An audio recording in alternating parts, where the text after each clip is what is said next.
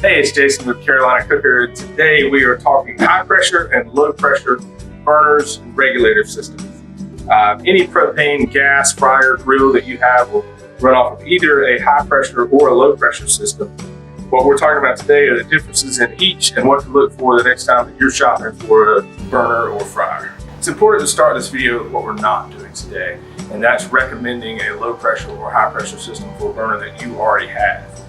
Burners are made with specific orifices and are made to run off of the PSI that they're manufactured at. So always consult your manual or your manufacturer on whether you have a high pressure or low pressure burner. So low pressure regulators are great at producing a consistent flame for a long amount of time. Low pressure is defined as less than 1 PSI, and it's usually a fixed regulator where you don't have any adjustment, but you'll see the adjustment on the piece in the form of a knob or valve. These low pressure systems work great in gas grills, pig cookers, and camp stoves. So remember, with low pressure, less than 1 PSI, steady, consistent flame that you can hold a temperature for hours, and uses less propane over time. Okay, switching gears, now we're going to talk about high pressure burners and regulators.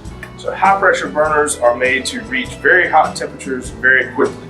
These burners are ideal for fryers, stew pots, stock pots, woks, and discas.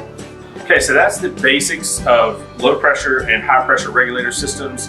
Hopefully that'll help make it easier the next time you're shopping for a burner.